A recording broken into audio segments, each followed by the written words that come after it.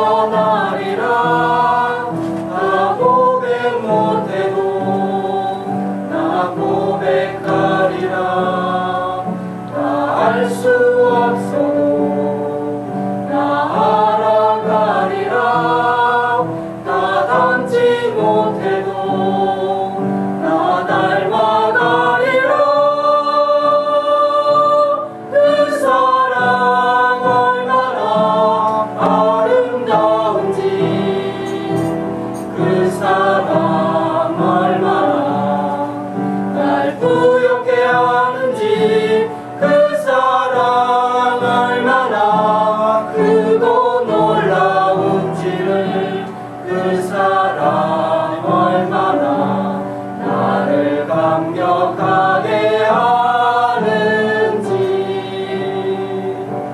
그 사랑 얼마나 아름다운지, 그 사랑 얼마나 날 부엽게 하는지, 그 사랑 얼마나 크고 놀라운지를, 그 사랑 얼마나 나를 감격하게 하는지, 그 사랑 얼마나 나를 감격하게 하는지.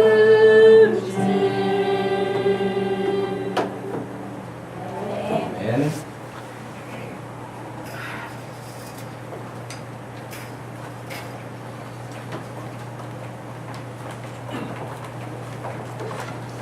우리에게 주신 하나님 말씀, 지난주에 이어서 에베소서 6장 10절에서 13절 말씀, 에베소서 6장 10절에서 13절 말씀.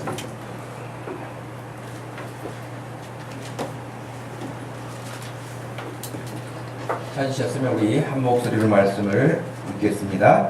끝으로 너희가 주 안에서와 그 힘의 능력으로 강건하여지고 마귀의 관계를 능히 대적하기 위하여 하나님의 전신갑주를 입으라. 우리의 씨름은 혈과 육을 상대하는 것이 아니요 통치자들과 권세들과 이 어둠의 세상 주관자들과 하늘에 있는 악의 영들을 상대함이라. 그러므로 하나님의 전신갑주를 취하라. 이는 악한 날에 너희가 능히 대적하고 모든 일을 행한 후에 서기 위함이라. 아멘. 여러분, 우리는 이미 싸움이 시작되었다. 그리고 여러분들이 얼마나 인식하든지 인식하지 못하든지 우리는 이미 영적 전투자로서 하나님 나라의 군사로서 살아가고 있다 라고 말씀을 드렸습니다. 또 지난주에 여러분 말씀드린 내용 가운데 우리 영적 싸움이라, 그것도 다른 말로 전쟁 아니겠습니까? 성경을 어느 관점에서 보느냐에 따라서 다를 수 있는데요, 창세기부터 요한계시록까지 쭉 보면은 전쟁의 관점에서 보면 정말 성경 전체가 전쟁의 이야기예요. 물론 하나님이 우리를 사랑하시는 사랑의 관점에서 보면 전부 다 또 사랑의 이야기예요. 그러니까 어떻게 보면 여러분 성경을 어떤 시각으로 보느냐에 따라서 그 점을, 강조점을 다르게 볼 수 있는데, 우리가 지금 영적 전투에 대한 부분을 생각할 때에 저와 여러분들은 그런 전투에 이미 들어와 있는 사람들이고 우리의 일상생활에서 늘 싸움을 하고 사는 사람들이죠. 사실은 지금 예배하는 이 시간에도 우리는 싸움을 하고 있는 거예요. 우리가 무슨 싸움을 합니까? 지금 예배 드리죠. 물론 이건 겉에 우리의 모습이 그런 것이고요, 우리 영적 상태, 내면, 보이지 않는 내면의 세계에서는 이 시간에도 예배에 집중하는 어떤 그 중심과 이 예배를 방해하려고 하는 어떤 다른 세력, 악한 어떤 세력들이 우리의 마음에 와요, 여러분. 멀리 있는 게 아니에요. 그래서 예배에 집중하지 못하도록 하는 것이 우리의 대적 세력인 사탄이가 우리에게 공격해 오는 것일 것이고, 그것을 이길 수 있는 것이 영적 전투에서 승리하는 우리들의 또한 모습이 될 수 있습니다. 전쟁에서 지면 지는 것으로 그냥 1대0 축구 경기 하듯이 1대0 그렇게 끝나는 게 아니라 어쩐다고 그랬습니까? 전쟁에서 패배하면 비참합니다. 비참해요. 재산을 빼앗기는 것은 고사하고 생명도 빼앗기고요. 인권 완전히 사람 대접 받지 못하고 인권 유린당하고요. 이루 말할 수 없는 우리 6.25 전쟁이나 혹은 일제 침략하에서 우리가 당하는 일, 그 이전에 뭐 중국과의 관계 속에서 얼마나 많은 것들이 비참하게 우리 가운데 주어졌는가를 우리는 역사를 통해서 너무나 잘 알죠. 전쟁에서 지면 그냥 1대0이 아니라는 것을 기억하십시오. 전쟁에서 지면 아주 비참합니다. 그렇다면 영적으로도 마찬가지인 거예요. 여러분들이 죄를 지면 어떻습니까? 죄 짓고 마음이 즐겁습니까? 죄 짓고 마음이 기쁩니까? 여러분, 하나님이 싫어하시는 일을 하면은요, 여러분 마음 괴로워요. 마음 편치 않아요. 그리고 여러분의 마음을 점점점 비참하게 만들어가요. 그러나 우리가 어떻게 하든지 그런 싸움에서 이기고 나오면은요, 굉장히 마음이 즐거워요.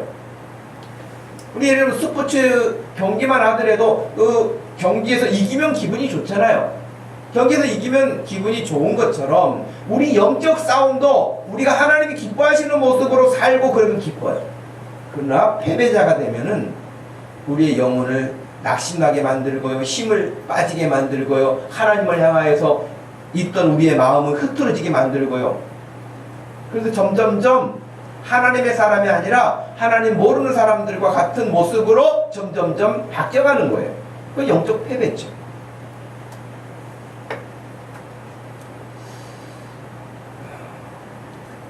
근데 중요한 말씀이 12절 말씀, 우리의 씨름 혈과 육을, 씨름이라는 것은 전투라고 그랬는데 우리의 싸움은 혈과 육을 상대하는 것이 아니고 통치자들, 권세자들, 이 어둠의 세상 주관자들과 하늘에 있는 악의 영들을 상대한다 그랬어요.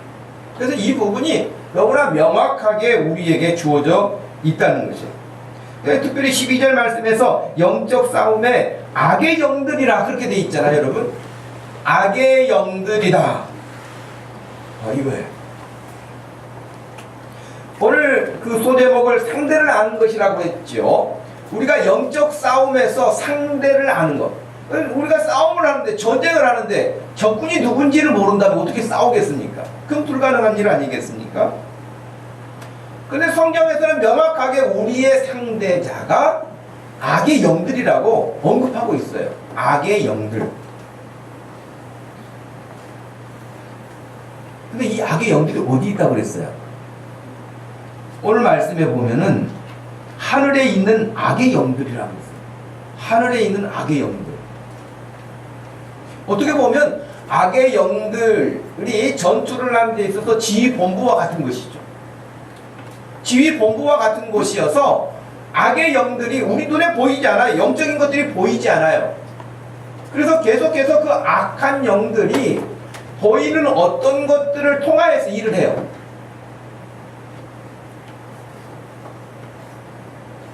성경에서는 이 악의 영들을 사탄이라고도 말하고요, 마귀라고도 말하고요, 귀신이라고도 말해요. 여러분, 우리나라에서 귀신 그러면 어떤 느낌이죠? 우리나라에서 귀신 그러면 어떤 느낌이에요? 머리 풀고 나타나는 하얀 소복 입은 여자? 귀신은 거의 여자들이 많더라고요. 남자 귀신은 별로 이렇게 못 봤던 것 같아요. 주로 남자 귀신은 전설의 고향이라든가 드라마 보면 저승사자만 나타나지, 귀신은 거의 여자들. 그리고 짧은 머리 여자 귀신은 없어요. 다 여자 귀신은 또 머리도 길어요. 그리고 또 옷을 하얀색을 좋아해요, 귀신은. 예를 들면 우리나라 정서에서 문화가 그렇다는 거예요. 여러분, 최근에 뭐 이렇게 언론에서 시끄럽게 떠들고 있는 성락교회 김기동이라고 하는 그 사람이 주장하는 한국식 귀신은 뭐냐? 그 사람이 주장하는 한국식 귀신, 성경의 귀신이 아니라 한국식 귀신이에요. 그것은 사람이 죽으면 그 영혼이 귀신이 된다고 가르쳐요. 그러나 성경 어디에서도 그렇게 가르치지 않습니다. 김기동이라는 사람이 집회하는 곳에 가면 항상 귀신 쫓아내는 일만 합니다. 다른 일 하지 않아요. 거의 말씀을 전해놓고 귀신 쫓는다고 하는데 이야기하다 보면 그거예요. 그 사람이 주장하는 귀신에 올리는 사람은 120년을 살게 됐다는 겁니다. 근데 50에 죽었어요. 그럼 120을 채우지 못한 거예요. 그래서 나머지 그 70년을 귀신으로 떠든다는 거예요. 그럼 120년의 근거는 뭐냐? 하나님께서 노아에게 말씀하셨던 것처럼 그들의 생명이 120이 되리라, 기간이 120이 되리라, 그 말씀을 근거해서. 근데 그는 인간의 수명을 말하는 게 아니잖아요. 그런데도 불구하고 그것을 근거로 해서 120을 살지 못하고 죽으면 나머지 시간을 귀신으로 떠든다는 거예요. 근데 여러분, 만약에 그것이 성경적이라고 한다면 한국에서만 귀신이 있어서는 안 되지 않겠습니까? 모든 나라에, 전 세계에 똑같이 귀신이 그렇게 나타나야 되죠. 그럼 어떻게 그렇습니까? 그러지 않습니다. 성경에서는 죽은 사람이 귀신이 된다 가르치지 않습니다. 그것은 한국 문화, 동양 문화에서 그렇게 가르치는 건데, 아마 특별히 또 유교적인 사고를 바탕으로 왔을 거예요. 조상을 잘 모셔야 된다라고. 죽은 조상의 영혼이 있다. 그 영혼이 우리를 보호한다. 우리를 잘되게 한다. 그러면 여러분, 안 될 자손이 어디 있습니까? 죽은 귀신이 다 알고 있는데, 조상들이. 땅 투기 어디 가서 해라. 로또 번호 알려주면서 꿈에 나타나가지고. 그렇지 않을 조상이 어디 있겠어요? 그런데도 불구하고 유교의 가치관을 가지고 있던 것과 이렇게 혼합이 돼서 사람이 죽으면 그렇게 귀신이 된다라고 하는 생각을 가지고 있으니까요, 정말 이것을 귀신같이 아는 존재가 마귀예요. 그래서 한국 사람들 정서는 이런 것을 가지고 있기 때문에 딱 맞춤형으로 나타납니다. 한국에는. 그러니까 마귀가 나타날 때 나 마귀다 이렇게 나타나지 않아요. 한국 사람들이 생각하고 있는 그런 스타일의 귀신으로 변장해서 나타나는 거예요. 무슨 말인지 아시죠? 서양 사람들은 우리처럼 하잖아요. 여러분, 외국만 가도 뭐 제가 보니까 이스라엘도 그렇고요, 베트남도 그렇고요, 묘지가 동네 가운데 있어요. 마을 안에 묘지가 있습니다. 우리나라 같은 경우는 난리 났죠. 화장터만 들어온다고 해도 집값 떨어진다고 막 다 반대하고 그렇잖아요. 그런데 묘지가 다 가까이 있다고요. 그 사람들이 가지고 있는 어떤 죽음 이후의 사고는 우리랑은 다른 것이죠. 그들에게는 귀신이 나타나는 일이 거의 없어요. 드라큘라가 나타나는 일은 있어도 귀신은 안 나타나요. 그러니까 이건 성경적이지 않다 하는 것이죠. 그러므로 악의 영들, 귀신, 사탄, 마귀 다 한 통속이에요. 그리고 여기는 계급 구조가 있어요. 질서가 있어요. 그리고 눈에 보이지 않아요. 귀신 이야기를 다 믿어야 될 것인가? 물론 거짓말쟁이의 명수기 때문에 다 믿을 수는 없어요. 그러나 어떤 사건들, 어떤 사실들은 또 사실대로 말하죠. 예를 들면 야고보서에서도 그랬잖아요. 너희가 하나님이 한 분이신 줄을 아느냐? 귀신들도 알고 떴다 그랬어요. 귀신도 알아요. 모르는 게 아닙니다. 그러니까 저도 귀신 쫓아내는 일에 동참을 해보고 직접 그런 일들을 해본 경험에 비춰본다면 분명히 질서 있게 구조가 되어 있다는 거예요. 그래서 군대 가기 전에 귀신 들렸던 그분을 쫓아내려고 귀신을 상대할 때에 그 귀신이 늘 했던 말이 있어요. 자기가 가서 이 교회를 완전히 다 무너지게 하고 돌아오겠다. 그렇게 큰 소리 치고 왔는데 쫓겨가기가 너무 창피하다고 그랬어요. 자기 밑에 부하들이 많다는 거예요. 근데 큰 소리 치고 왔다는 거예요. 자기가 교회를 완전히 무너뜨리고, 교회를 무너뜨리고 내가 가겠다. 그래가지고 어떤 한 집사님에게 들어왔어요. 여집사님에게. 굉장히 병약한 분이었어요. 그분에게 들어와가지고 강력하게 역사해요. 그분은 오래도록 병환이 있었기 때문에 힘을 쓰지 못하는 분이었어요. 그러나 귀신이 들어오면 강력한 힘이 나타나요. 그건 그 집사님의 힘이 아니라 귀신의 힘이죠. 눈을 감고 있어도 누가 들어오는지 누가 나가는지 다 알고 있어요. 제가 그날도 학교에 갔다가 또 그분 위해서 기도한다고 교회에서 연락이 와서 같이 갔는데 분명히 그분이 제가 들어갈 때 눈을 감고 있었는데 안 선생님 들어오시네 딱 그러더라고요. 진짜 귀신같이 알아요. 안 되니까요. 그러니까 분명히 그런 어떤 영적 상태, 정상적인 우리의 영혼이 아닌 악한 영들이 사람의 몸으로 들어와서 그런 역사를 일으키는 것을 우리가 알죠. 여러분, 이 사진을 보시면 혹시 무슨 사진이라고 느껴지실까요? 여러분이 상상해서 추측해 보신다면 무슨 사진 같아요? 사진을 두 장을 더 보여드리면 선명하지가 않습니다만은, 예,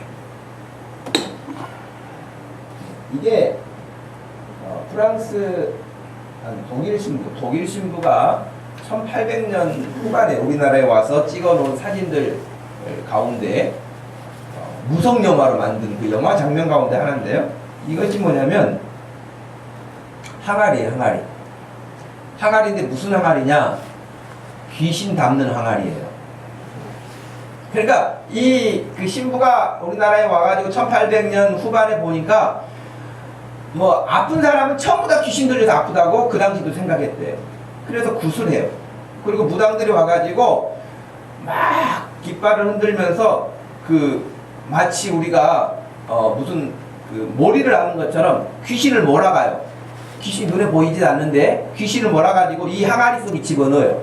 그래가지고 이제 항아리에 이 뚜껑을 딱 닫고 그 다음에 땅에다 묻어요. 귀신이 그러면 없어질까요? 이렇게 묻히면 귀신도 아니지. 근데 그 당시에는 그렇게 생각한 거예요. 여러분, 우리가 지금 영적 상대를, 우리 싸움의 상대를 알아야 된다고 그랬는데 상대가 이렇게 가지고 없어지는 존재가 아니에요. 우리가 또 싸움을 이렇게 가지고 싸울 수 있는 상대가 아닌 것이에요. 일단 귀신은 눈에 보이지 않는다는 거 기억하십시오. 눈에 보이잖아요.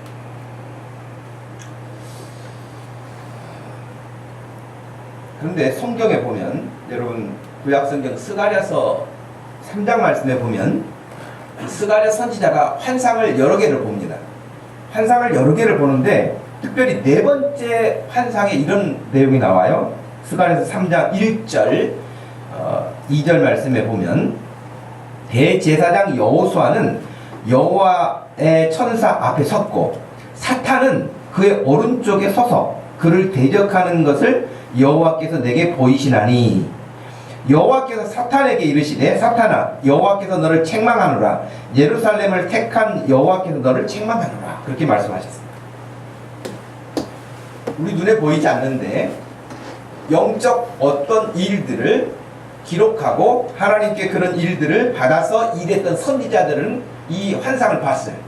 그리고 그 영적 상태를 본 거예요. 한쪽은 대제사장이 서 있어요. 그런데 한쪽은 사탄이가 와서 서 있다고 분명하게 기록하고 있습니다.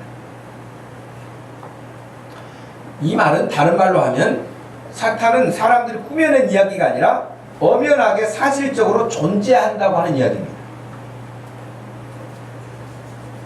사탄, 마귀, 악한 영, 귀신 존재합니다. 실제적으로. 근데 여러분, 이 악한 영, 사탄이 얼마나 겁없는 존재인지 아십니까? 예수님께도 덤빕니다. 무섭죠? 아니, 사실은 우리가 뭐 이 시간을 통해서 뭐 마귀의 존재, 기원 이런 것을, 악의 기원 공부하는 건 아니지만 원래 여러분 사탄이 어디서부터 출발했냐면 하나님을 대적하는 일부터 시작한 거 아닙니까? 교만. 하나님을 대적하는 일부터 시작한 거예요. 처음에는 하나님을 대적하기 위한 존재가 아니었죠. 천사였다고 우리가 알려져 있습니다. 타락한 천사라고 보죠. 근데 원래 하나님이 높은 지위를 주시고 그에게 모든 것들을 정말 허용해 주셨는데 그 귀한 것을 가지고 하나님을 대적하는 역할을 했던 거죠. 그리고 타락한 천사가 악한 영이 돼서 지금까지 하나님을 대적하는 거예요. 그러니 예수님도 대적한 거예요. 예수님을 와서 시험하지 않습니까?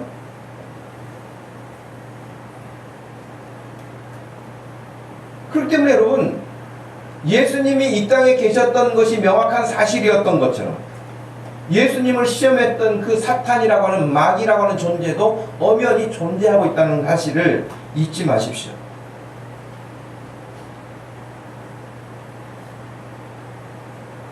누가복음 22장 31절과 32절에 보면 시몬아 시몬아 베드로죠. 사탄이 너를 밀가부르듯 하려고 요구하였으나 그러나 내가 너를 위하여 너의 믿음이 떨어지지 않기를 기도하였노니 너는 돌이킨 후에 너의 형제를 굳게 하라 그랬어요. 여러분 지금 사탄이 베드로 정도는 키질을 할 때 여기다 가지고 노는 것처럼 그런 정도로 생각한다는 거예요. 아주 만만하게 생각하는 것이죠. 원하기는 여기 앉아있는 여러분들을 사탄 마귀가 그렇게 만만하게 보지 않기를 축복합니다. 쟤는 신경 쓸 것도 없어. 그냥 놔둬도 돼. 이런 사람이면 여러분 너무 자존심 상하지 않아요? 하나님의 사람으로서? 여러분이 움직이면 아까 지휘본부가 하늘에 있다고 그랬는데 이 악한 영들이 비상령이 내려야 되지 않겠어요? 여러분 북한에서 귀신 용사가 한 명 내려오면은 이번에도 한 명 또 내려왔다고 하는데 귀신 용사가 내려오면은 물론 하기야 내려와서 나 내려왔어요 문 좀 열어주세요 하고 녹구까지 했으니까 할 말은 없지만 대한민국 대단한 대한민국이잖아요. 그렇게 온 사람 그런 모습하고 비행기가 한 대 떠가지고 우리나라를 향해 돌진해 오는 거하고 굉장히 다를 거예요. 마찬가지로 여러분이 교회에 오고 여러분이 예배 드리고 여러분이 하나님 앞에 서고 그런 것을 사탄이가 보고 굉장히 긴장감을 가져야 되는데 아무 긴장감이 없어. 쟤는 뭐나 마나 예배 드려도 기도해도 쟤 별로 기도 안 해. 예배 드려도 예배 별로 안 드려. 집중 안 해. 만약에 우리를 무시하는 상대가 된다면 여러분 자존심 상하는 일 아닙니까? 그런데 베드로를 밀가부르듯이 이렇게 가지고 놀 만큼 가볍게 상대하는 그런 상대였어요. 누가복음 10장 17절에서 20절에 보면 70명의 제자들을 예수님이 능력을 주시고 권능을 주셔서 다 전도도 하고 병도 고치고 귀신도 쫓아내는 능력을 그들에게 주셔가지고 내보내셨어요. 그리고 그들이 진짜 가가지고 전도하고요. 그리고 귀신도 쫓아내고요. 병도 고치고요. 그래가지고 막 너무 기뻐가지고 주님 앞에 돌아와서 막 보고했어요. 아 선생님 우리가 갔을 때 정말 병자가 예수님처럼 우리도 고쳤어요. 전도도 했어요. 귀신도 쫓아냈어요. 그랬더니 그때 예수님이 하신 말씀이 누가복음 10장 20절 이하에 보면 예수께서 이르시되 사탄이 하늘로부터 번개같이 떨어지는 것을 내가 보았노라. 우리 눈에는 안 보이잖아요. 근데 이들의 지휘본부가 어디 있다고 그랬어요? 하늘에 있다고 그랬잖아요. 그 예수님이 하신 말씀이나 마찬가지잖아요. 아까 바울이 말하는 거나 하늘에서 악한 영이 떨어지는 것을. 물론 이건 또 우리가 보지 못하는 또 다른 세계에 예수님이 말씀해 주시는 내용이라고 생각됩니다. 문제는 이 악한 영이 있고 존재하고 이 사탄이라는 존재가 늘 우리를 향해서 시비를 걸고 싸움을 걸어오는데 정작 우리는 거기에 대해서 무방비 상태로 지낼 때가 많다고 하는 것입니다. 그 이유는 두 가지예요. 하나는 악한 영들의 존재에 대해서 너무 무관심한 거예요. 악한 영들에 대해서 너무 무관심해요. C.S. 루이스라고 하는 사람은 이 부분을 언급할 때 현대인들이 가장 놓치기 쉬운 두 가지 가운데 하나는 사탄의 존재를 인정하지 않는다. 성경에 나와 있는데 인정하지 않을 수 없죠. 근데 현대인들은 여러분 학교에 가서 친구들에게 말해 보십시오. 야 마귀가 있더라니까. 오늘 내가 이번 주 교회 갔는데 목사님이 마귀가 있대. 그런 이야기를 친구하고 한다고 한번 예를 들어봅시다. 가정을 해봐요. 그러면 친구들의 반응이 뭘까요? 야, 너 어떤 종교에 빠진 거 아니냐? 여러분 직장 가가지고 동료에게 나 그동안 나도 교회 다니기는 했지만 별로 신경 안 썼는데 목사님 이번에 설교하신 거 들어보니까 야 악한 영들이 만만치 않더라고. 귀신들이 출현을 하고 마귀들이 나타나가지고 그런 하는데 이렇게 이야기를 하면 여러분 직장 동료는 뭐라고 할까요? 너 어디 교회 다니냐? 그 교회 좀 이상한 데 아니냐? 일단 반응이 그럴 거라는 거예요. 당연히 반응이 그럴 거라는 거예요. 그러니까 예수 믿고 있는 우리들조차도 마귀의 존재를 별로 인정하지를 않아요. 그것이 사탄이가 쓰는 전략 가운데 하나라는 거예요. 이 시대에는 마귀는 없다. 자기를 완전히 투명화시켜가지고 사람들에게 인식 불가능하게, 지난주에 보여드렸던 것처럼 레이더망에 걸리지 않도록 하는 거예요. 아예 인정하지 않도록 하는 거예요. 그러다가 발각이 되는 경우가 있다는 거예요. 루이스의 말에 의하면 발각이 되고 난 다음에 어떻게 하느냐면 사람들 앞에 군림한다는 거예요. 무서움을 준다는 거예요. 공포감을 준다는 거예요. 예.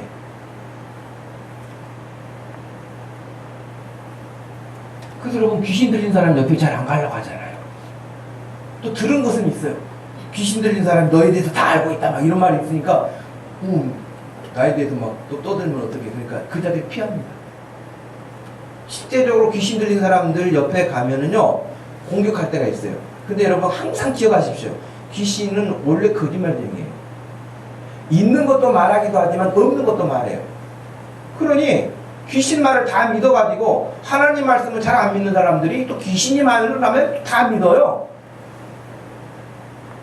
수원에 가면 합동신학대학원이라고 신학대학원이 있습니다. 그 여자 전도사 가운데 한 분이 귀신이 들렸어요. 그래서 이제 그거 가지고 학교에서 굉장히 논란이 일어났어요. 여기 귀신 들린 거냐 아니면 정신분열증이냐 가지고 교수들 신학적인 논쟁이 일어난 거예요. 근데 마지막 결론은 뭐라고 내냐면 음란 귀신이 들렸다고 내렸어요. 이 교수님이 독신 남자 교수님이 계셨는데 그 교수님은 너무 사모했는지 어땠는지 그 교수님 앞에 가서 너무 그냥 해서는 안 될 행동들을 막 하는 거예요. 그 정신착란이 아니고 분열이 아니고 귀신의 역사가 결론이 그렇게 났어요. 물론 그 이후에 그 사람이 어떻게 됐는지까지는 제가 알지 못하지만은 그런 일들이 실제적으로 일어나서 어떤 반응을 나타내는 것입니다. 그럼 여러분 오늘 이 시간을 통해서 다시 여러분 기억하십시오. 악한 영들이 없는 거 아닙니다. 활동하지 않는 게 아닙니다. 성경에 갇혀 있는 게 아닙니다. 지금도 활발하게 활동합니다. 항상 기억하십시오. 예수님이 계신 것처럼 악한 영도 끝날까지 우리를 공격하고 괴롭히는 존재로 우리 주위를 맴돌고 있다는 사실을 잊지 말아야 합니다. 두 번째는 뭐냐면 악한 영을 상대하지도 않지만요 무시하고 무감각하게 지내지만 악한 영이 우리에게 어떻게 침투해 오는지를 모르는 거예요. 어떤 방식으로 우리에게 공격해 오는지를 모르는 거예요. 우리가 흔히 아는 것처럼 귀신이다 그래가지고 여러분 하얀 소복 입고 나타나면은 귀신이다 금방 이렇게 말하겠죠. 그러나 그렇게 나타나지 않는단 말이죠. 아주 변장의 천재예요. 위장의 천재예요. 절대 그렇게 나타나지 않아요. 아주 멋진 신사로 나타날 수 있어요. 아주 멋진 숙녀로 나타날 수 있어요. 아주 친절한 사람으로 나타날 수도 있어요. 예를 들면 지금도 우리나라 국정원이 있고 북한에도 정보부가 있고 이제 이렇잖아요. 근데 최근에 그 탈북해가지고 우리나라에서 뭐 방송 활동도 했던 한 분이 다시 재입국해가지고 북한 방송에서 이제 내가 그동안 뭐 속았다 가가지고 뭐 남한사에서 너무나 고생 많이 했다 이제 그런 그 선전을 하잖아요. 북한 방송에서. 지금 어떤 게 진실인지 다 모르잖아요. 우리나라에서도 여러 추측을 할 뿐이에요. 심지어는 어떤 추측까지 하냐면 북한 정보요원이라는 거예요. 그 위장 탈북을 했다는 거예요. 위장 탈북해가지고 탈북 과정 전체를 다 파악한다는 거예요. 국가정보원에서 어떻게 하는지, 하나원에서 어떤 교육을 하는지, 어떻게 하는지, 방송 출연은 어떻게 뭘 하는지, 그 다음에 어떤 루트가 있는지 다 알아낸다. 위장. 그래서 여러분 실제적으로 북한에서 탈북할 때에 뭐 태국이라든지 또 다른 어떤 나라를 통해 가지고 들어오는 산악지대를 넘어가는 루트까지 다 파악됐다는 거예요. 위장 탈북자들이 있어가지고 똑같이 한다는 거예요. 그리고 어느 일정 시간이 되면 가는 거예요. 그럼 여러분 우리 모르잖아요. 어떤 식으로 공격해 오는지.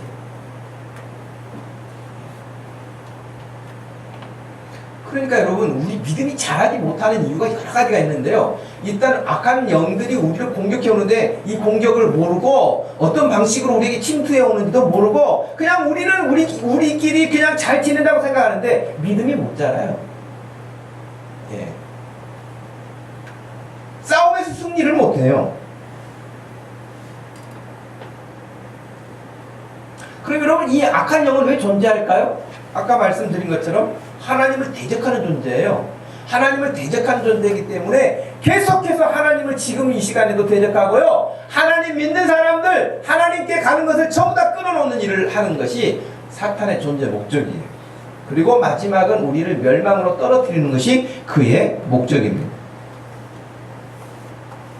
요한복음 10장에 따르면 9절 말씀에 내가 문이니 누구든지 나로 말미암아 들어가면 구원을 받고 또는 들어가며 나오며 꼴을 얻으리라. 10절 도둑이 오는 것은 도둑질하고 죽이고 멸망시키려는 것뿐이요 그랬어요.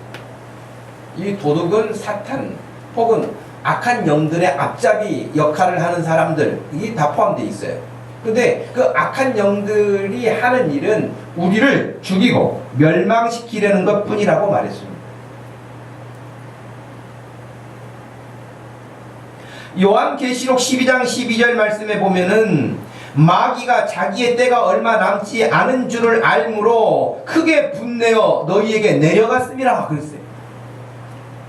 마귀도 자기의 때가 영원하지 않다는 것을 알아요. 유한하다는 사실을 알아요. 그렇기 때문에 자기 활동 시간이 길지 않다는 걸 알아요. 그래서 굉장히 화를 내면서 내려갔다는 거예요. 그러니 지금 전 세계적으로 악한 영들이 활동 무대가 되어서 움직이고 있죠. 사도 베드로는 그래서 베드로전서 5장 8절 말씀에서 근신하라, 깨어라, 너희 대적 마귀가 우는 사자같이 두루다니며 삼킬 자를 찾고 있다.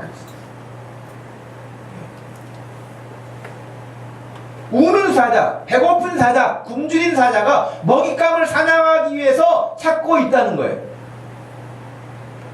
여러분, 사자가 사냥하는 모습을 여러분 보았죠? 그 등치도 크고요. 사자가 여러분 생각보다 큽니다. 그런데 작은 먹잇감 하나도 잡으려면 배가 고플 때는요, 그 등치 큰 것에 어울리지 않게 살짝 소리 안 나게 잘했으나 완전히 낮은 자세로 포복하고 갑니다. 그리고 달려들 때는 얼마나 무섭게 달렸는지. 그리고 가장 먼저 공격하는 데가 어디입니까? 목을 콱 물어서 숨통을 끊어놓습니다. 여러분, 우는 사자와 같이 사탄이 공격하는데, 사탄이 여러분을 이 시간에 공격하면 어디를 공격할까요? 여러분이 예배하는데 예배하지 못하도록 확 잡을 거예요. 왜? 예배가 생명이니까 우리에게는. 생명줄을 막 끊어놓는 거예요.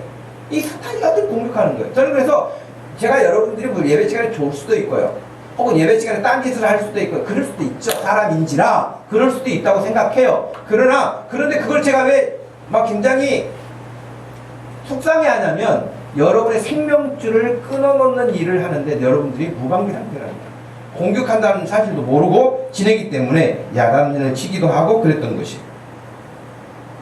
사탄은 지금도 여러 가지 문화를 만들어서 위장합니다. 공중 권세 잡은 자라고 에베소서 2장에 보면 정말 사람들이 보편적으로 생각하는 상식, 문화 이런 것이라고 여겨서 마귀가 하는 짓이라고 생각하지 않아요. 그래서 그런 것들을 너무 자연스럽게 받아들이게 해요. 뭐 다 그러는데요, 뭐 문화가 그러는데요, 그렇게 말해요. 이런 대표적인 게 뭡니까? 퀴어 축제라고 하는, 여러분 동성애 그 축제 같은 것도 문화라 하잖아요. 동성애 축제, 퀴어 축제, 문화라고 말을 해요. 죄악을 마음껏 떠버리면서도 그것을 문화라고 말합니다. 그리고 그거 그렇게 하면 안 된다라고 하는 것을 오히려 공격합니다. 문화라는 말로 위장하고 들어오는 것이죠. 사람들은 그래서 조금씩 거기에 길들여지고 이렇게 인식하게 되면서 그것을 악한 것으로, 죄악으로, 사탄이나 악한 영들이 하는 것으로 생각하지 않습니다. 자, 그렇기 때문에 사탄이라는 존재가 엄연히 실존하고 있다는 사실을 여러분 오늘 이 시간을 통해서 다시 한번 새길 수 있기를 바라고, 아, 이건 내가 그냥 이 부분에 대해서 너무 무방비 상태로 살았는데 좀 긴장감을 가져야 되겠다 여러분 생각하시기를 바랍니다. 한 가지 더 말씀을 드리면, 그러면 그 영적 존재인 사탄, 악한 영은 우리에게 어떻게 침투해 오는가 하는 것입니다. 요한복음 8장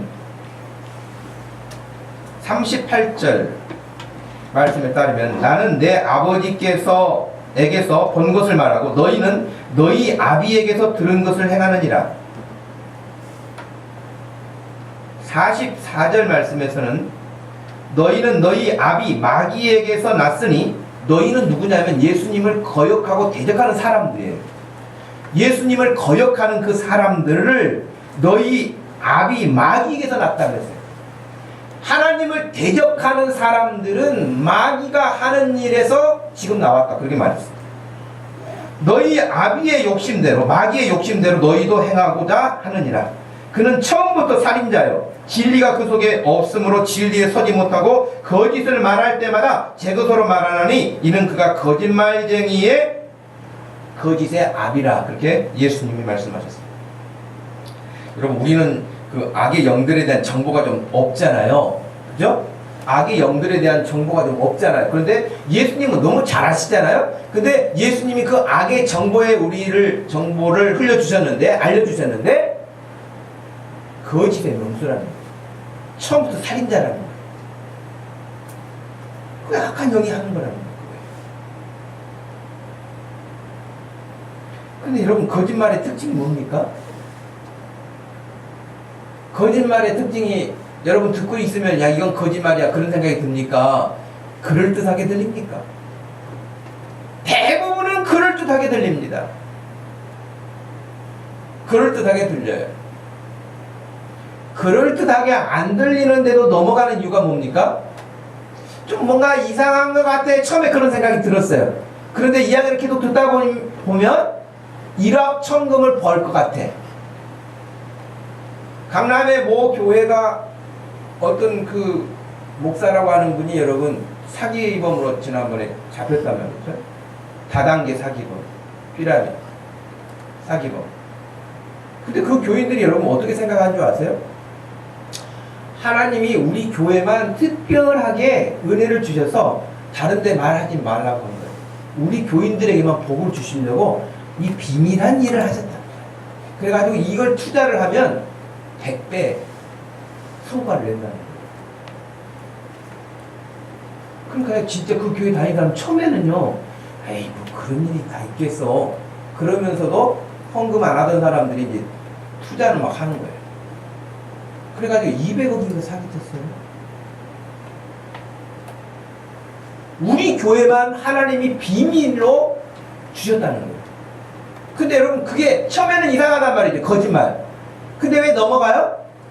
탐욕. 그리 되면 좋겠거든. 인간의 욕심이, 탐욕이 그렇게 사람들을 끌어가는 거예요. 하와가 여러분 사탄이가 처음에 말했을 때 처음에 그냥 바로 그래? 그렇게 따먹지 않았습니다. 너 죽지 않는다. 너도 하나님처럼 된다. 그리고 나서 보니까 보암직도 해. 먹음직도 해. 지혜롭게 할 만큼 탐스럽게 해. 그렇게 달라지는 거예요. 예.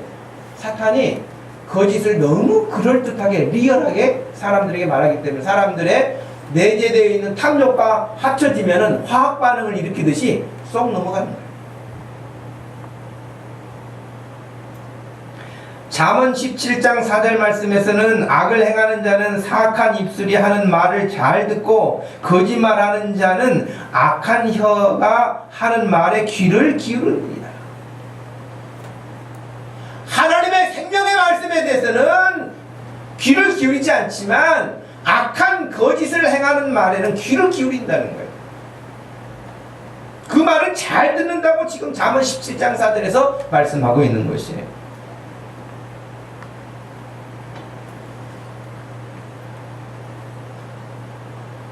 그래서 여러분 C.S. 루이스 이야기를 아까도 했습니다만은 스크루테이프의 편지라고 하는 그 책이 있어요. C.S. 루이스라는 분이 쓴 책이 우리나라에서 번역이 꽤나 많이 됐는데 그 책 내용은 사탄들이 하는 것을 사람으로 빗대가지고 이렇게 소개하는 거예요. 스크루테이프의 편지에 보면은 악마인 스크루테이프가 자기 조카인 위무드에게 편지를 보내는데요. 사람들을 어떻게 유혹하는지, 사람들은 어떻게 해야 잘 넘어가는지를 가르쳐요. 훈련해요. 그런 내용이 이제 나와 있어요. 근데 그 중에 뭐 여러 가지 있는데 그 중에 어떤 것도 있냐면요. 그래, 사람들이 교회 다니도록 놔둬라. 그런데 교회 가도록 놔두지만 목적을 달리하도록 해라. 그러니까 예수님이 우리의 목적이 아니라 자기의 무언가를 이루기 위한 목적으로 예수님을, 교회를, 신앙을, 믿음을 수단으로 바꾸는 거예요.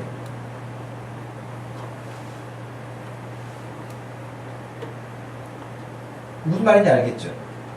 우리는 예수님이 우리 삶의 목적 자체예요. 예수님이 생명 자체예요. 예수님으로 충분해요. 예수님이면 돼요. 그런데 마귀는 교회 다니는 사람들에게, 열심히 봉사하는 사람들에게, 기도하는 사람들에게 예수님 말고, 예수님도 좋지, 그러나 예수님을 통해서 네가 이것도 하고, 예수님을 통해서 네가 부자도 되고, 예수님을 통해서 네가 출세도 하고 성공도 하고, 그 예수님을 수단으로 쓰는 올무를 놓는 거예요.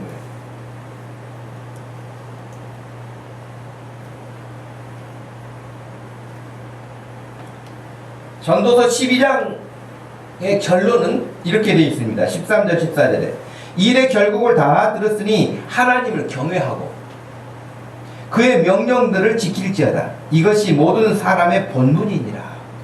하나님은 모든 행위와 모든 은밀한 일을 선악간에 심판하실 것이다. 이게 전도서 12장의 결론이에요.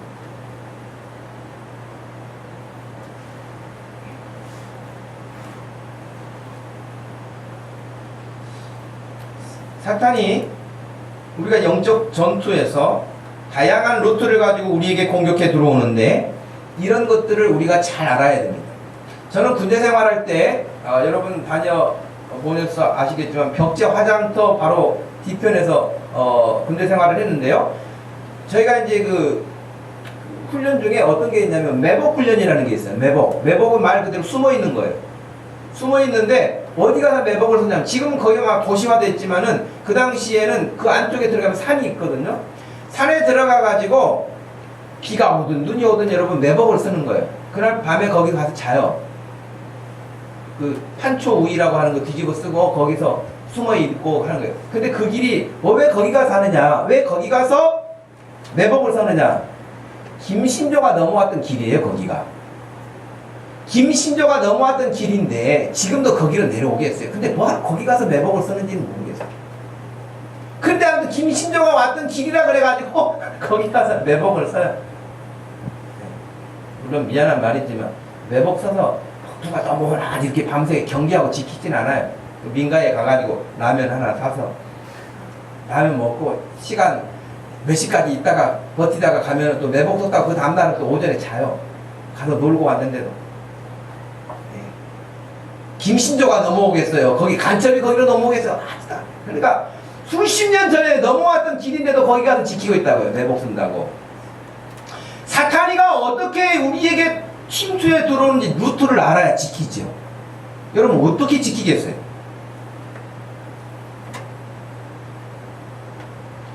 요즘 사람들은 그래서 하나님이 성경에 우리에게 이미 말씀하셨는데 성경을 읽지 않아요. 하나님이 성경에서 말씀하셨는데, 명령하셨는데 듣지 않아요. 그리고 모두가 자기가 주관자예요. 하나님처럼 될 것이라고 속였던 그 마귀의 그 달콤함에 넘어간 사람이 아담과 하와잖아요. 근데 현대인들도 똑같아요. 지금 현대인들도 전부 다 자기들이 다 하나요. 목사님 그게 무슨 말이에요? 전부 다 자기가 주관자예요. 하나님이 주관자가 아니에요. 하나님이 주인이 아니세요. 여러분 주인이 있으면, 주관자가 계시면 하나님이 말씀하시고 우리는 들어야 되잖아요. 하나님이 말씀하신 거 안 들어요. 내 생각대로 한다는 거예요. 요즘 아이들의 대표적인 여러분 표현들이 뭡니까? 다 내가 알아서 해. 다 내가. 시가 뭔데 다 알아서 해. 아무것도 모르면서. 전부 다 아이들의 공통, 뭐 사춘기, 오춘기 다 필요 없어요. 얘들이 다 하나님 앞에 불순종하는 거예요. 어른들도 마찬가지인 거예요. 내가 다 알아서 한다는 거예요. 아무것도 못하면서도 내가 다 알아서 한다. 누가 뭐 가르쳐주고 다 싫다는 거예요.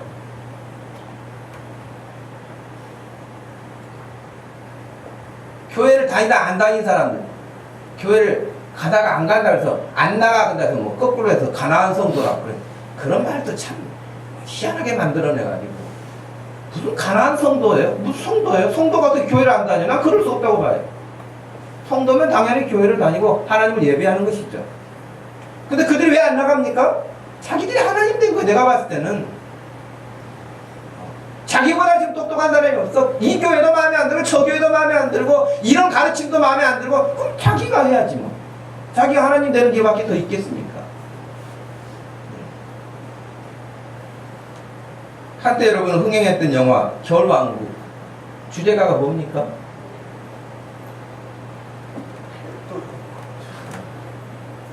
레디코 레디코 여러분 많이 들어봤을 거예요. 얼마나 사람들이 많이 불러서 그 가사의 내용이 여러분 물론 여러 가지 의미가 있지만 레디코 그 영화에서 주장하고 있는 또 다른 어떤 의미도 있을 겁니다. 그렇지만은 그동안 그가 살아왔던 규칙, 규범, 부모로부터 들었던 이야기 그렇게 하면 안 된다. 꼭 이렇게 해야 된다. 라고 하는 모든 것들 이제 그런 모든 것들을 다 싫다는 거예요. 그래서 그런 모든 것들을 다 잊어버려. 그리고 네가 원하는 대로 네가 네 속에 있는 것 네가 바라던 것대로 마음껏 해라. 그것이 그 노래의 중심이에요. 그 영화의 중심이기도 하고요. 다 있잖아. 그랬을 거야. 다 있고 근데 우리는 그 영화를 만든 사람의 의도나 그것을 얼마나 이해하고 있는지는 모르겠습니다만은 사람들은 그냥 레디코 그 노래 좋다고 막 그렇게 부르잖아요. 근데 그 배경에는 그런 것들이 깔려 있다니까요. 지금 현대인들의 정서에 딱 맞는 것이죠. 누구도 타치하지 않는, 누구 터치도 받지 않는 것이죠. 그리고 네 속에 있는 너를 깨워라. 네가 소중하다. 소중하지 않은 사람은 없죠. 그러나 하나님 앞에서 소중한 것이지 자기가 하나님과 같은 존재가 아닌 것이에요.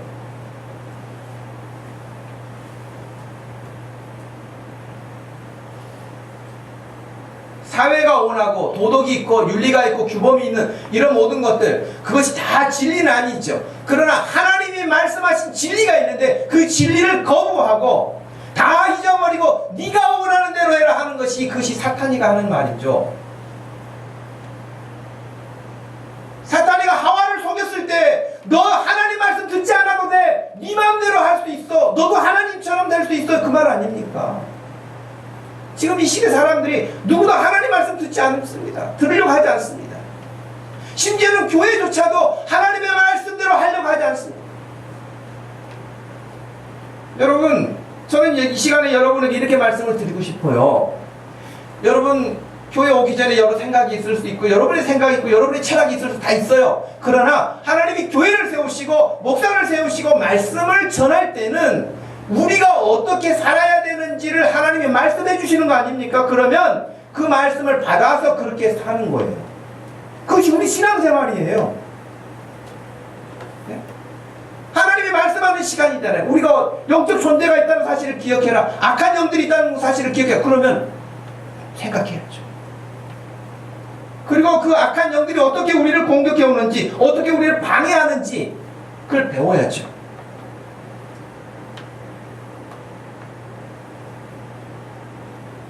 지금 이 시대 현대 후기 포스트 모더니즘이라고 하는 이 시대를 살면서 사람들은 전부 다 자기가 기준입니다.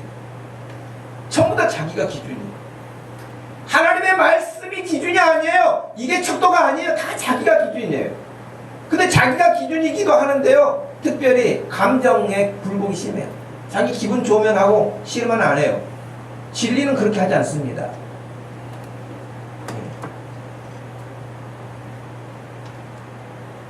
모더니즘이라는 게 뭐예요? 다원주의라고 하는 그 기본이 뭐예요? 가장 기본적인 철학은 다 99명이 인정해도 나 싫으면 안 하는 거예요. 나는 나라는 거예요. 그것이 포스트 모더니즘의 특징이에요. 옛날 같으면 사람들이 많이 같이 그 일을 해야 된다고 하면은 같이 이론으로 그 일을 했어요. 근데 지금 그렇게 하지 않아요. 다 즐겁다 해도 내 기분 나쁘면 안 하는 거예요. 해야 될 일이, 내가 기분이 나쁜데, 그게 나하고 무슨 상관이에요? 완전히 개인주의죠. 안 하는 거예요.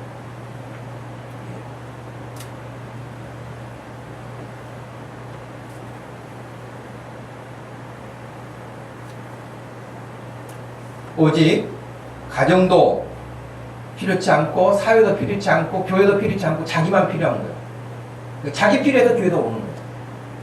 어떤 의미에서는 그 말이 맞는 점도 있지만 그렇지 않아요. 우리는 하나님을 위해서 존재한다고 우리 믿음의 조상들이 대대로 고백해 온 거 아닙니까? 하나님을 위해서 우리가 존재하는 거예요.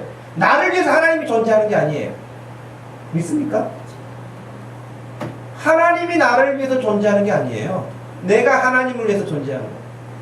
하나님이 창조하신 창조의 목적이 하나님의 영광을 위해서 있는 거예요. 근데 이 포스트 모더니즘을 이미 사도 바울이 언급하지 않았습니까? 포스트 모더니즘의 특징이 바울이 말한 디모데 후서, 여러분 여기랑 같이 한번 읽어보면 좋겠어요. 디모데 후서 3장. 디모데 후서 3장에 가면 포스트 모더니즘의 현상을 아주 리얼하게 말했어요. 디모데후서 3장 1절에서 5절 말씀을 한번 읽어보십시다. 시작.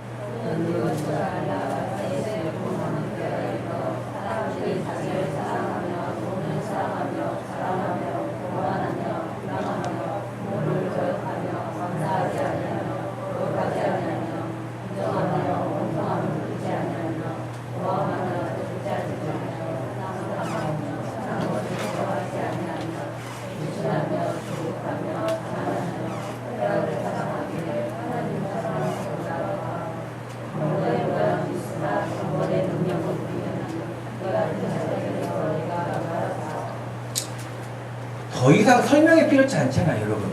그렇죠? 더 이상 설명이 필요치 않을 만큼 분명하게 말했어요. 이런 때가 올 것이다. 왔어요, 이미. 이미 이런 때가 왔어요.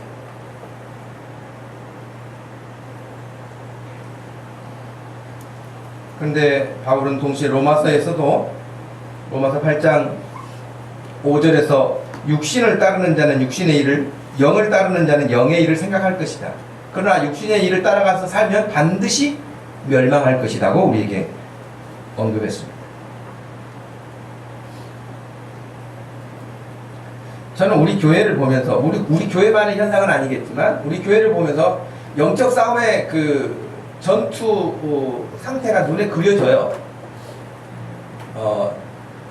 여러분 우리가 전에도 여러분 그 이야기를 했지만 피고할 때 여러분 주로 어디를 공격하냐고 제가 물었죠. 여러분 어디라 공격합니까? 약한 부분이죠. 공을 잘 못 받는 사람, 행동이 굼뜬 사람, 그런 사람 공격하면 바로 아웃시킬 수 있잖아요. 공도 잘 받아내는 사람, 그런 사람을 누가 던지겠어요? 피하죠. 그런 사람은 오히려. 우리 교회를 봤을 때 어디를 공격해야 가장 쉬울까요? 사탄이가 우리를 공격할 때, 우리 교회를 볼 때 어디를 공격하기 제일 쉬울까요? 예? 네, 집안의 아이들이에요. 아이들이 공격하기가 제일 쉬워요. 왜? 아이들은 아직 믿음이 우리 같지 않거든요. 우리가 믿음이 그렇게 대단한 사람들은 아니지만 아이들과 비교해 보았을 때에 아이들은요 약한 부분이 많거든요. 아이들을 공격하면. 그럼 아이들을 어떻게 공격하던가요? 제가 오늘 아침에도 이렇게 보니까 민호하고 민희도 아빠하고 같이 못 오는 거 보니까 아마 집에서 깨우다가 아빠가 혼자 성질나서 와버렸을 거예요. 올라면 올고 말라면 말아 너희들 알아서 해. 그래. 서영식 집단인데도 아마 같이 애들하고 들어오지 않은 거 보니까 그래 니들 알아서 니들 와. 그래서 왔는지 난 모르겠어요. 그래 같이 올 수 있잖아요. 같이 차 타고 올 수 있으면 얼마나 좋아요. 근데 같이 못 온 것은 그때 예배 드릴 수 있도록 준비가 다 안 된 거잖아요. 근데 사탄은 제가 보니까 공격해 오는 날이 가장 공격이 많은 날이 주일이에요. 주일에도 저녁에는 별로 공격 안 해요. 예배 직전에 공격이 가장 심해요. 여러분 명심하십시오. 명심하세요. 사탄이 공격할 때 주일에 집중돼 있다. 그리고 예배 전에 집중돼 있다는 거예요. 그래서 여러분이 예배 드리러 오기 전에 여러분의 마음이 다 상하게 만들어요. 그래서 여러분 집에서 좀 더 여러분이 자녀들과 시간을 더 버티면은요 여러분도 교회를 못 와요. 내가 이런 마음 가지고 가서 교회 무슨 예배 무슨 예배 이렇게 생각해요. 사단이 노리는 점이거든요. 예. 그러니까 자녀들을 공격해요. 자녀들이 예배를 굶뜨도록 만들어요. 화를 북돋아요. 그러면 여러분들도 거기에 말려들기 쉽다는 거예요. 그러니까 여기서 냉정하셔야 돼요. 애들이 주일날 아침에 늦는다, 안 온다. 어느 정도까지는 하다가는 손 들고 오세요. 여러분도 죽거든요. 일단 여러분이 살아야 그 다음날 살리지. 무슨 말인지 알겠죠? 너무 말려들지 마세요. 우리 자녀들, 여러분들을 사탄이가 공격한다는 사실을 알고 있습니까? 박민이? 사탄이 나를 공격하고 있었구나 그동안. 그걸 혹시 알고 있었나요? 고개를 끄덕이는 거 보니까 알고 있었대요. 어떻게 공격해 옵니까? 자녀들을 어떻게 공격합니까? 자녀들 공략하는 건 쉽습니다. 일단 잠을 안 재웁니다. 토요일 밤에 잠을 안 재워요. 다른 거 없어요, 여러분. 제가 볼 때는 명확합니다. 잠 안 재웁니다. 그럼 잠 안 재우고 그럼 애들이 성경 봅니까? 오락합니다. 컴퓨터를 보든지 게임을 하든지 다른 걸 합니다. 잠을 안 재웁니다. 잠을 안 재우면서 즐거움을 제공합니다. 이것이 죽는 건지 사는 건지도 모르고 그냥 덜컥덜컥 그거 먹고 아침에는 늘어져 자고 못 일어납니다. 마귀가 놓는 공격의 수법이죠. 근데 어른들 같으면 절제를 하죠. 애들은 절제 못합니다. 넘어갑니다. 그리고 아침에는 그렇게 이제 전쟁을 하는 거예요. 대리전을 치우는 거예요. 대리전. 자녀들도 명심하시고 부모님들도 명심하십시오. 아이들 공격을 가장 많이 하고 예배 전에 공격을 가장 많이 합니다. 어른들 마음에도 바쁜 마음, 다른 일을 자꾸 주는 마음, 이런 마음을 주어서 여러분이 예배를 방해하게 합니다. 이걸 물리치는 일을 간단하게 한 가지만 말씀드리겠습니다. 여러분, 이걸 물리칠 수 있는 가장 간단한 방법은 여러분의 일상에서 예배를 가장 소중하게 여기십시오. 예배를, 아이들도 마찬가지입니다. 어른들도 마찬가지입니다. 예배를 소중하게 여기십시오. 예배에 방해될 것이 생길 것 같으면 미리 차단하십시오. 그렇지 않고는 여러분의 영적 생활을 유지할 수 없고 유지하는 것 같지만 별로 내실이 없습니다. 여러분의 영적 생활에서 전투에서 여러분이 승리자가 되기를 원한다면 예배를 소중하게 여기시고 예배에 와서도 다음 주에 제가 이 부분을 이야기하려고 해요. 그러나 하여튼 예배를 소중하게 여기십시오. 그럴 때라야만 우리의 영적 전투에 상대자인 사탄은 힘을 쓰지 못합니다. 하나님을 가까이 하십시오. 제가 여러분에게 늘 큐티를 권하고 기도를 권하는 이유는 뭐냐면 그 길 말고는 방법이 없습니다. 사업을 하십시오. 직장에 나가십시오. 공부를 열심히 하십시오. 그러나 그 모든 것들이 늘 하나님 앞에서 하십시오. 하나님을 의식하십시오. 하나님 앞에 여러분이 서십시오. 그럴 때라야만 여러분의 모든 삶은 영적 전투에서 승리할 수 있습니다. 그러지 않고는 패배자입니다. 패배하기는 너무 쉽습니다.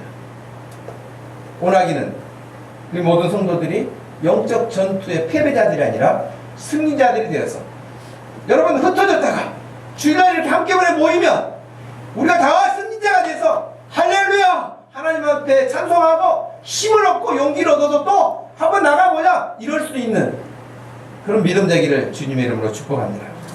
여러분 같이 한번 기도할 때 하나님, 제가 영적으로 패배자가 되지 않고 승리자가 될 수 있도록 예배를 소중하게 여길 수 있게 해주시고, 공격해오는 사탄의 그런 악하고 교묘하고 속이는 것, 이런 것들을 물리치게 해주십시오. 하나님을 더 가까이 하는 믿음 되게 해주십시오. 우리 자신으로 한번 같이 기도하도록 하겠습니다. 하나님 아버지, 고맙고 감사합니다.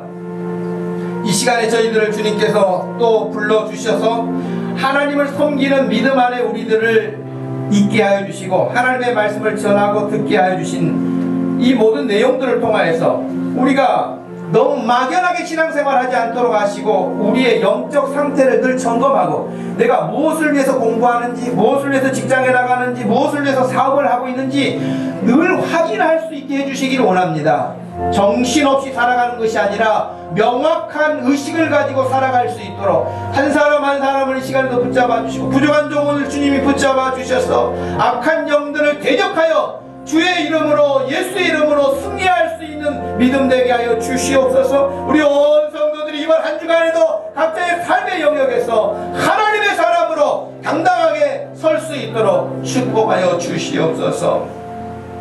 하나님 아버지, 고맙고 감사합니다. 우리가 늘 부족하고 연약하여서 가르쳐 주시고 말씀해 주시고 훈련시켜 주셔도 우리가 금세 망각하기도 하고 흐트러지기도 합니다. 다시 한번 우리들의 마음을 다잡게 하시고, 우리가 막연하게 신앙생활하는 것 아니고 우리의 영적 상대, 대적자가 있다는 사실을 인식하고 그 싸움에서 패배하지 않도록 깨어있게 하여 주시옵소서. 하나님 앞에 더 가까이 나갈 수 있게 주옵소서. 예배를 소중하게 여길 수 있는 믿음을 주옵소서. 하나님, 연약한 믿음, 연약한 자녀들을 통해서 공격해오는 그런 모든 루트를 우리가 파악할 수 있도록 해주시고, 우리 자녀들 또한 이 사실을 명심할 수 있도록 해주셔서 사탄이 나를 도구로 사용하지 않고 성령의 도구로 쓰임받을 수 있는 자녀들 되게 하여 주옵소서. 감사하신 예수님의 이름으로 기도하옵나이다. 아멘. 다같이 자리에 일어나셔서 찬양드리겠습니다.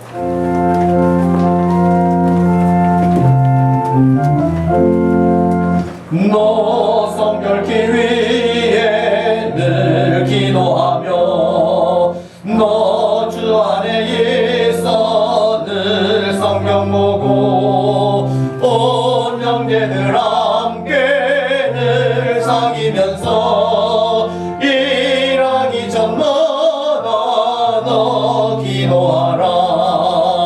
너 성결케 위해 내 머리 숙여, 천민이 계신 내 주께 빌라. 주 사귀어 살면 주 닮으리니, 널 보는 이마다 주 생각하리. 너 성결케 위해 주 따라가고, 일 당음하여도 당황치 말고, 참 즐거울 때나 또 슬플 때나 너 주님만 믿고 늘 따라가라. 너 성결케 위해 늘 기도하며, 내 소원을 주께 다 맡기어라. 너 성령을 받아 주 성경 살며, 저 천국에 가서 더 잘 섬기리. 지금은 우리 주 예수 그리스도의 구속하신 구원의 은혜와 우리 하나님 아버지의 극진하신 그 사랑과 성령 하나님의 위로하심과 교통하심과 내주하심이 이 시간에도 인도하심을 따라 영적 전투의 승리자로 살기 원하는 사랑하는 모든 성도들 머리 위에 지금부터 영원토록 함께 계실지어다. 아멘.